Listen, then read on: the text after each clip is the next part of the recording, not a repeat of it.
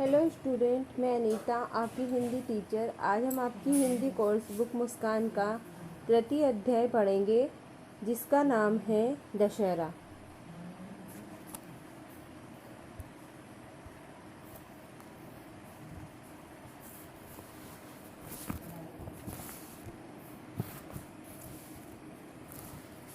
इस पाठ में हमें दशहरे के बारे में बताया गया है कि दशहरे पर क्या क्या होता है।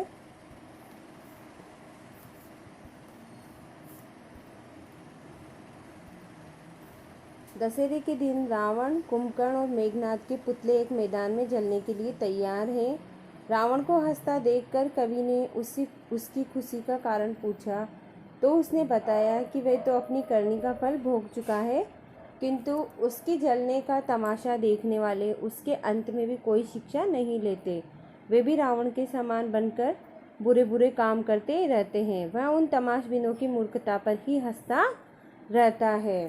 अब हम अपना अध्याय पढ़ेंगे।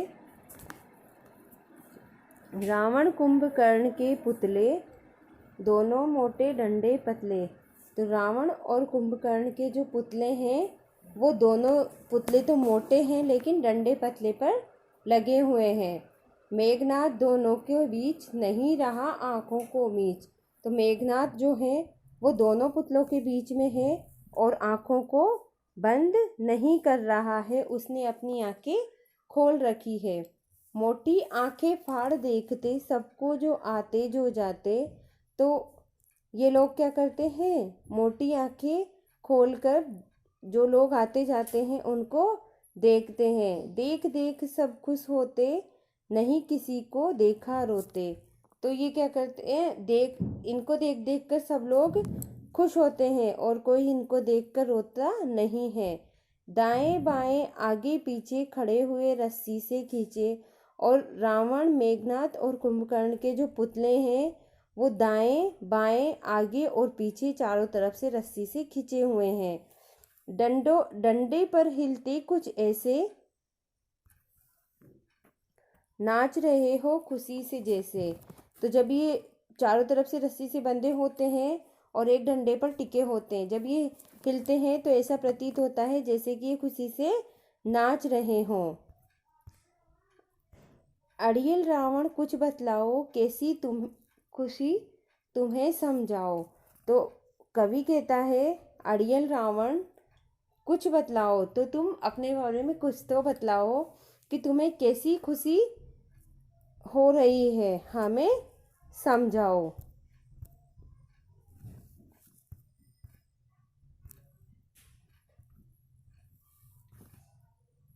शाम हुई तो जल जाओगे, राज खुशी का समझाओगे।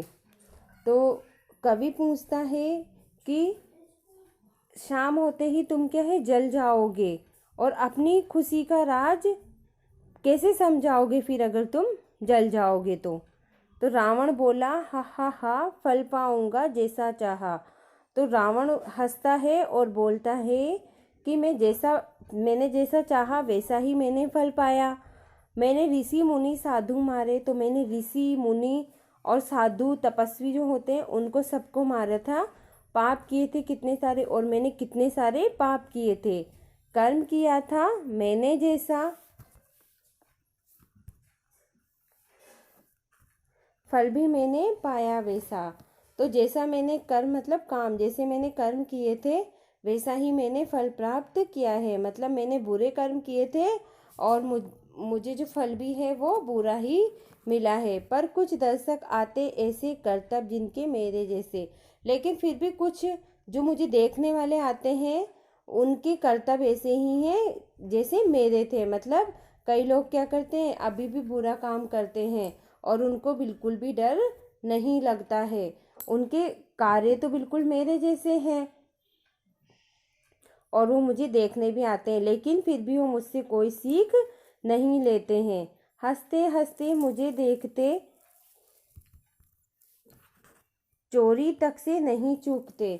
और वो क्या करते हैं, मुझे हंसते हंसते देखते हैं और चोरी करने से भी नहीं चूकते हैं। अर्थात वे मुझे देख देख कर हंसते हैं, खुश होते हैं, लेकिन वो ये नहीं सोचते कि मैं जैसा भुगत रहा हूँ, मतलब मैंने जो गलत कार्य किए थे वैसे ही ये भी गलत कार्य कर रहे हैं और वो चोरी करने से नहीं चूकते हैं। देखूं उनकी आज मूर्खता, बहुत जोर से हूँ मैं हंसता। तो उनकी मूर्खता देखकर मैं आज बहुत जोर जोर से हंसता हूँ। तो इस पाठ से हमें शिक्षा मिलती है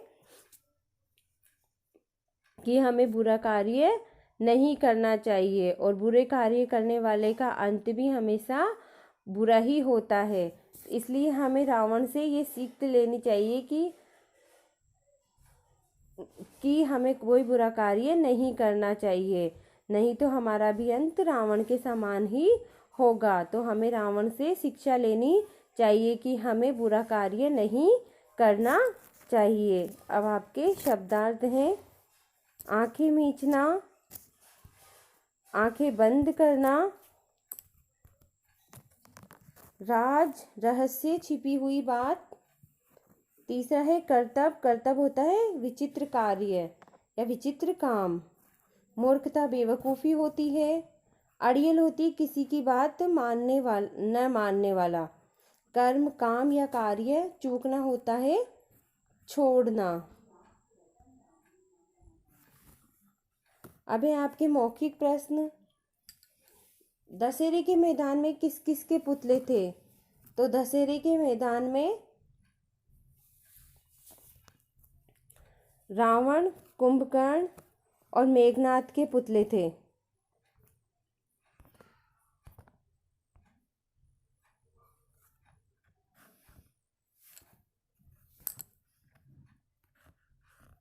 पुतले नाचते हुए से क्यों लग रहे थे?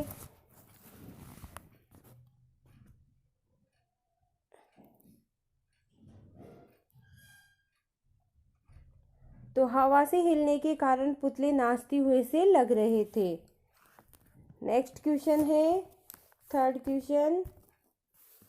पुतले सुबह या शाम कब जलाए जाते हैं? तो पुतले कब जलाए जाते हैं? पुतले शाम को जलाए जाते हैं।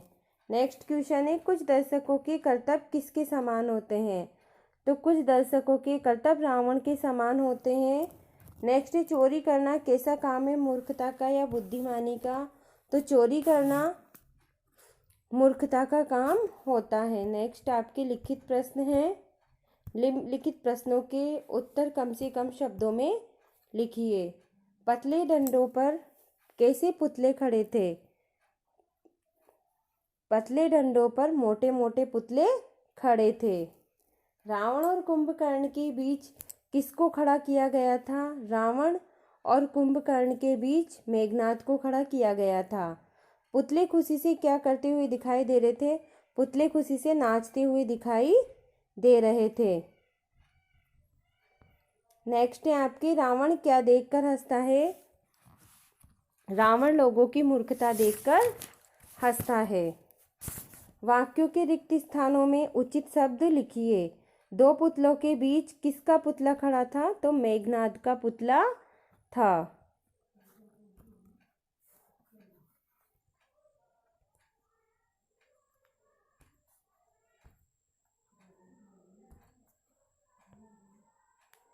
पुतले देखकर सभी हो रहे थे, क्या हो रहे थे? सभी खुश हो रहे थे।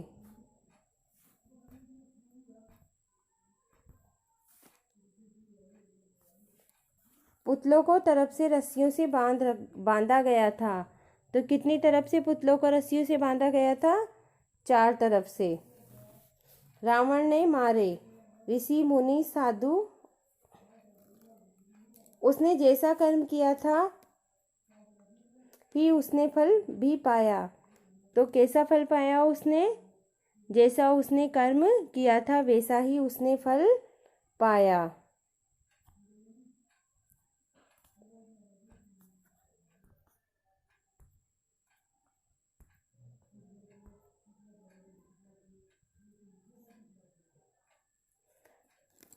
नाम के बदले जो शब्द बोले जाएं वही सर्वनाम कहलाते हैं, या संज्ञा के स्थान पर जो शब्द प्रयुक्त किए जाते हैं वही सर्वनाम कहलाते हैं। रावण लंका का राजा था, वह बहुत अहंकारी था। रावण के लिए वह सर्वनाम है। ऋषि मुनि यज्ञ करते थे, वे शांति प्रिय थे। ऋषि मुनि के लिए वे सर्वनाम शब्द हैं।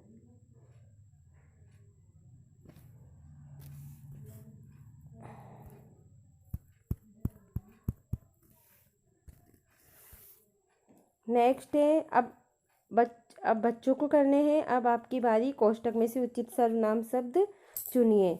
बच्चे दशहरा देखने आए, तो इसमें बच्चों के लिए सर्वनाम शब्द कौन सा उपयुक्त होगा? वे।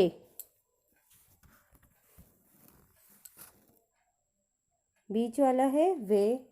दीक्षा, वर्षा और सुकृति ने कहा, हम भी रावण दहन देखने जाएंगे। सुरेश भाई वहाँ कब जाएगा? सुरेश भाई, तुम्हारा भाई वहाँ कब जाएगा? जो चोरी करते हैं, रावण उनकी मूर्खता पर हंस रहा था। वहाँ रावण, मेघनाद और कुंभकर्ण के पुतले खड़े थे। उनके पुतलों को रस्सियों से बांधा गया था। नेक्स्ट क्वेश्चन है, निम्नलिखित शब्दों में अक्षरों के ऊपर लगे र के सही रूप को पहचान कर सही निशान लगाइए। तो फर्स्ट वाले में आएगा प्रदर्शनी, इसमें राइट है प्रदर्शनी। नेक्स्ट है दर्शक, तो इसमें ये आएगा दर्शक।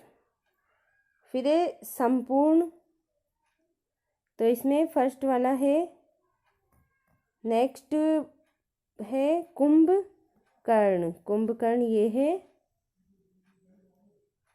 नेक्स्ट है अर्जुन, अर्जुन ये है। यहीं आपका अध्याय खत्म होता है। Thank you. Stay home, stay safe, bye.